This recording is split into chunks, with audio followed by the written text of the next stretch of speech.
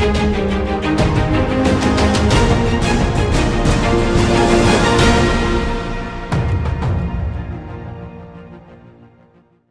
байцгаана уу та бүхэнд олон улсын амьдралд басан үйл явдлыг томилог хүргэе. Украиний ерөнхийлөгч Америкийн нэгдсэн улсын ерөнхийлөгчтэй цагаан ордонд баасан гарагт уулзлаа. За энэ уулзалтын үр дүнд Украины талаас тус улсаас далавчид бууж авахыг хүсэж байсан боловч энэхүү зорилтондоо хүрч чадсангүй уулзалт бол өндөрсөн гэдгийг мэдэгдэж байна. За энэ уулзалтын үеэр Америкийн нэгдсэн улсын ерөнхийлөгч Дональд Трамп мэдгэхдээ цаашдаа дайн байлдааны үйл ажиллагааг улам хурцдахгүй тул Томахавк нэртэй Асын тусгалын буужинг далавчид буужинг өгөх боломжгүй гэдгээ мэдэгдэж байгаа юм. За Украины талаас мэдэгдэхдээ энэхүү буужингийн тусламжтайгаар Оросын холбооны улсын гүн рүү цохилт өгөх боломжтой болно. За ялангуяа Оросын холбооны улсын дайныг тэтгэж байгаа эдийн засгийн гол байгууламжрууд нь цохилт өгөх боломжтой гэж үзэж байгаа юм.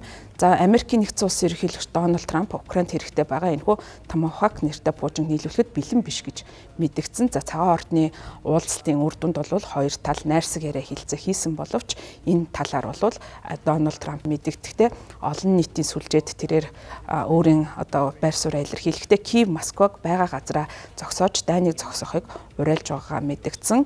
За мөн Трамп Зеленскийн нарын уулзалтыг Оросын холбооны улсын ерөнхийлөгч Владимир Путинтэй уцаар яриад удаагүй байгаад энэ уулзалтыг хийсэн байгаа. За тухайн Оросын холбооны улсын ерөнхийлөгчтэй хийсэн уцаар ярьсан ярианы үр дүнд бол хоёр тал Унгарт уулзгаар тохиролцож байсан юм. За Оросын холбооны улсын газрын тос эрчим хүчний байгууламжид цохилт өгөх хүсэлтэй байгаагаа удаа дараа Зеленскигийн зүгээс мэдэгдэж байгаа. За үүний тулд бол Томахавк нэртэй энэхүү далавчид буужин шаардлагатай гэж үзэж байна. За Дональд Трампын хувьд үүнийг үгүйсгээгүй ч гэсэн цагаан ордонд хэлсэн үг нь энэ байдал дээр итгэл төрөхгүй байгааг харуулж байгаа юм. За Америкийн нэгдсэн улс мэдэгдэхдээ за ерөнхийлөгчийн зүгээс тэдэнд энэ хэрэггүй байх гэж үзэж байна. За бид Томахавкын тухай бодлогоогоор дайныг дуусгах чадна гэдэг ч найдаж байгаа. Бид үүнд бол нэлээд ойрхон дайн дуусгах бол ойрхон байгаа гэж мэдгдсэн. За тэрээр энэ зэвсгийг том хэрэг гэж тодорхойлж Америкийн нэгдсэн улсын зэвсэглэл өөрийн хамгаалтанд хэрэгтэй гэж мэдгдсэн.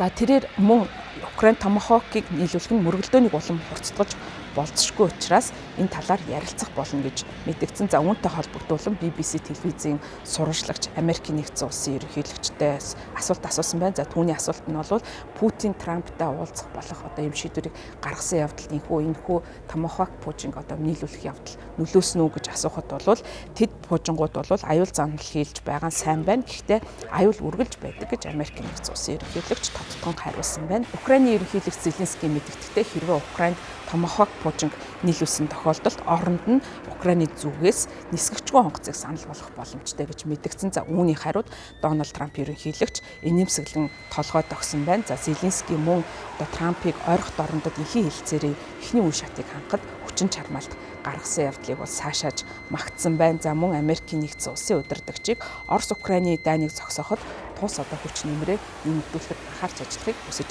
мэдээлэл гаргасан. За уулзалтын дараа Зеленский цагаан ордны гадаа сурвалжлагч нартай уулзсан. За энэ үеэрээ нэгэн сурвалжлагч Путинийг хэлцээр хийхийг хүсэж байна уу? Эсвэл Трамп Будапештэд хийхээр төлөвлөж байгаа уулзалтаараа зүгээр нэг цаг хожиж байна уу гэж асуусан байна. За энэ тал дээр Украины ерөнхийлөгч хариулахдаа мэдэхгүй гэж хариулсан байна. За Украин Томахавктай болно гэдэг хүлээлт нь Оросыг эсрэг хүчтэй зэвсгээс бий болгож байгаа. За энэ бол Оросын талыг айж эмээхэд өргөнө гэж Украины ерөнхийлөгч найдаж байгаагаа нэмж хэлсэн байна. За Украин Томахавкыг аавна гэдэг нь өөдрөгөөр асуудалд бол хандсан хэрэг байна. За үүнтэй холбогдуулан бас сурвалжлагч асуулт асуухад тэрээр би өөдрөг гэхээсээ илүү асуудал бодтой хандаж байна гэж Украины ерөнхийлөгч мэдгдсэн. За мөн Украины ерөнхийлөгч одоогийн фронтын шугамын дагуу дайн зогсох тухай Трампын саналд бол санал нийлж байгаагаа мэдгдсэн бололтой гэдгийг талууд бас санал хүсэлтээс харж болохоор байна.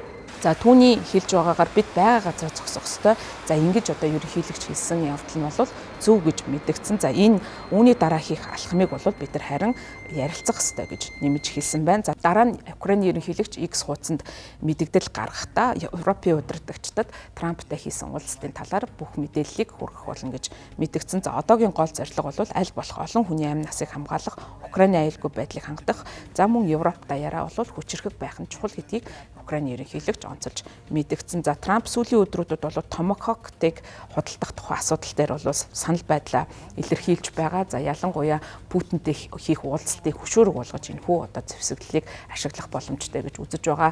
За Украиний талаас бол удаа дараа энэхүү зэвсэглэлийг авахыг санал болгож байгаа. За гэвч бол Америкийн нэгдсэн улсын талаас энэхүү татгалцсан байр суурь буюу өөрөөр хэлбэл бодиттой шууд одоо байр суурийг илэрхийлэхгүй байгаа. За мөн Америкийн нэгдсэн улсын ерөнхийлөгч Будапештэд болох уулзалтын талаар сэтгүүлчдэд мэдээлэл өгсөн байна. За сэтгүүлчдийн зүгээс хоёр улсын ерөнхийлөгч за ялангуяа Украин болон Оросын холбооны улсын ерөнхийлөгч хоорондоо шууд нүүр талан уулзах уу гэдэг асуултанд Америкийн нэгдсэн улсын ерөнхийлөгч мэдэгдэхдээ Путин Зеленскийн нарын хооронд бол муу цус байгаа. За тийм учраас би хүн бүр 5 тухтай байлгахыг хүсэж байгаа. Бид гурваараа оролцсон. Гэхдээ тус тусдаа уулзаж магадгүй өөрөөр хэлбэл 3 удирдагч бол тус тусдаа уулзаж за асуудлыг бол шийдвэрлэх боломжтой гэж Америкийн нэгдсэн улсын тал үзэж байгаа юм байна. За нөгөөдгөөр Америкийн нэгдсэн улс нь олон улсын харилцаанд нөлөөлөх үз цорын ганц одоо их гүрнүүдийн нэгд бол болж байгаа учраас Америкийн нэгдсэн улсын шийдэл ямар байх нь эргээд дайн байлдааны үйл ажиллагааг зохицуулахад чухал үүрэгтэй. Өөрөөр хэлбэл Украин Оросын холбооны улстай шууд тохиролцоос илүү Америкийн нэгдсэн улсын оролцоотойгоор асуудал хандах нь асуудлыг бодитойгоор шийдвэрлэх боломжийг олгоно гэж талууд харж байгаамаа.